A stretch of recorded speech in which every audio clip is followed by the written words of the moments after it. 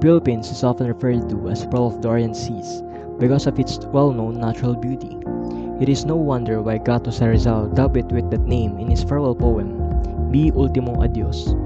Over the last few decades, it has become an irrefutable point that the environment in the country is exposed to many environmental dangers, may it be natural or human-made. These dangers tremendously progress due to advanced processes which Filipino people are causing that generally harms the environment. For many reasons, our Southeast Asian country in which the whole world referred to as one of the world wonders, containing natural beauty in its every island, is now starting to degrade.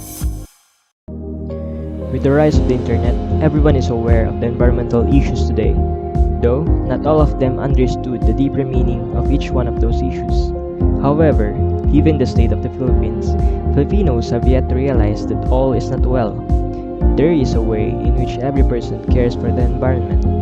Some people respect it, and some try to nurture it.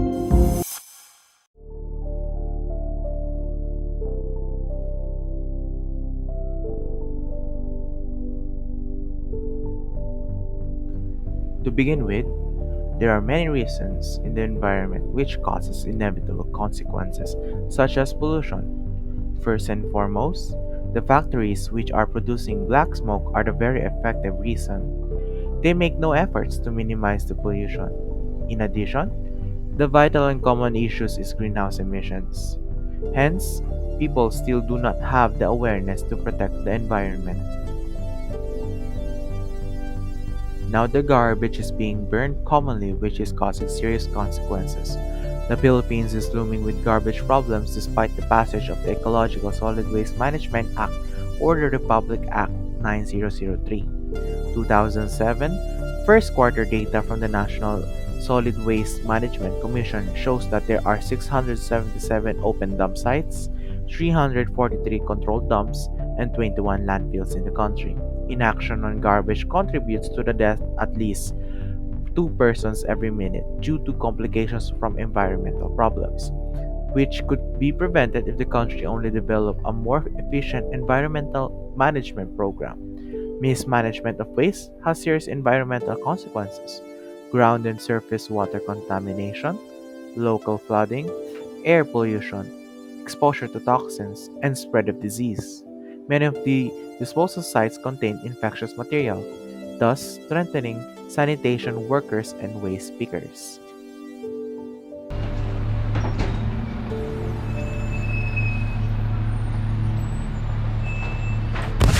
The flat, hot calm of an afternoon on the Philippine Sea is broken by an ear-splitting explosion. A plume of water rockets upwards, and fishermen who had thrown a homemade explosive into the ocean just seconds before rushed to scoop up stunned and dying fish. Though dynamite fishing in the Philippines has declined from its peak in the 1980s and 90s, the country's Fisheries Bureau estimates there are still 10,000 incidents every day. This illegal fishing method flattens reefs and indiscriminately kills any animal in the blast radius, including rare whales and dolphins.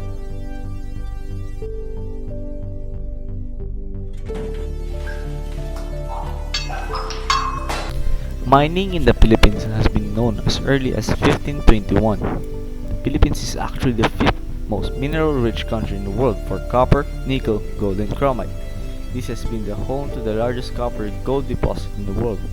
According to Mines and Geoscience Bureau, the country has 840 billion worth of untapped mineral wealth.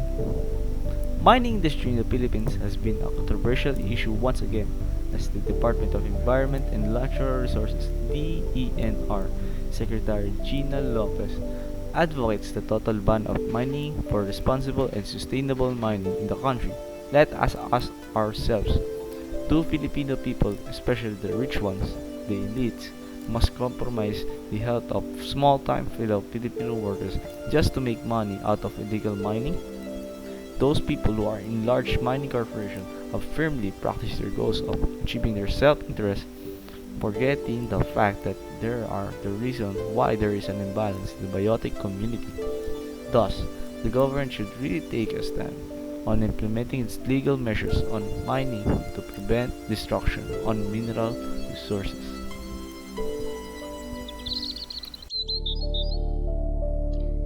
Illegal logging has always been a threat to biodiversity and rural livelihoods in the northern Sierra Madre Natural Park, the largest protected area in the Philippines.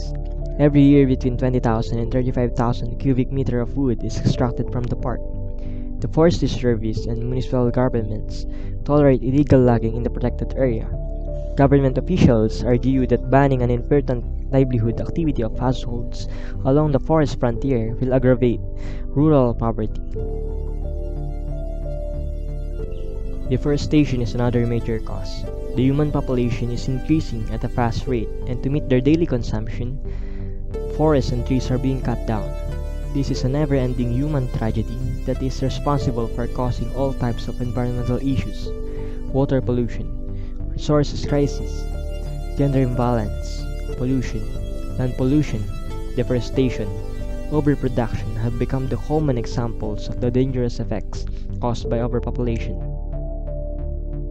According to the National Forest Management Bureau, forest cover in the Philippines declined from 21 million hectares or 70% of its land area in 1900s to about 6.5 million hectares by 2007, mostly due to intensive logging and subsequent conversion to agriculture.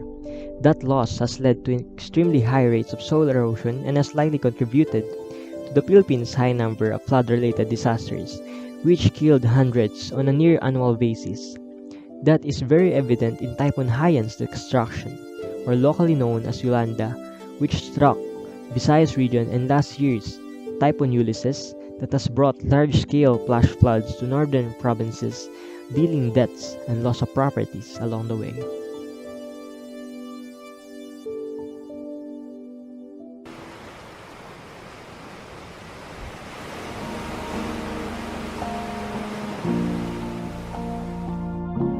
The Philippines is indeed a country close to paradise, a place blessed with natural wonders, diverse cultures, traditions, and historical treasures.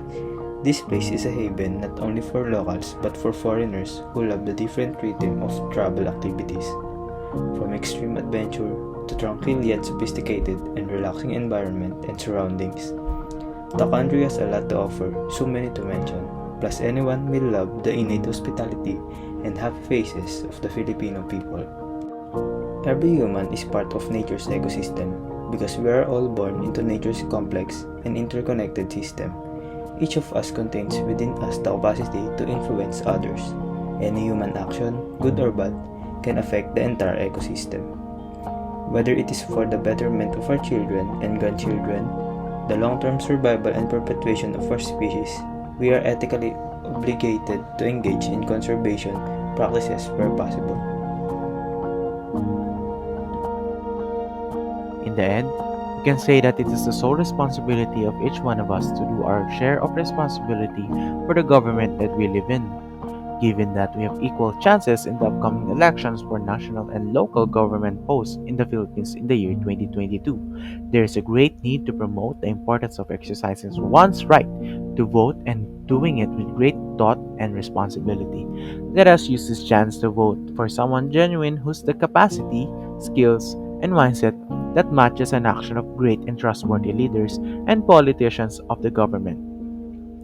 The government of this country should implement strict laws for industry that inhibit the release of the toxic waste and proper waste management. The awareness program should be organized to encourage citizens to use more public transport and plant trees in their neighborhood. The less use of private vehicles will substantially reduce the emission of fossil fuels, thereby playing a vital role in addressing this issue. But the question is, why is it that in every election year, politicians promise us a better future and a better life, but in the end, their term ends for 6 years of bluffing and not taking actions and responsibility for their own promises? Is it our fault for letting them lead? Or is it just how most Filipino politicians became blind of their own egos and tried to hold the tax money of the Filipinos? From then until now, the Philippines shares this significant name not only described because of its antiquity, but because of each hidden experience and story created underneath each day passing through each island we call history that perfectly defined our Isla's story. Now, people, and especially students, I am leaving the answers to you. Whatever it is, how you describe it, how you picture and see it, how do you feel about it? Why? The Philippines is the pearl of the Orient Seas. In this new decade, let us all hope and work together towards a greener, more sustainable, and a corruption-free country of the Philippines.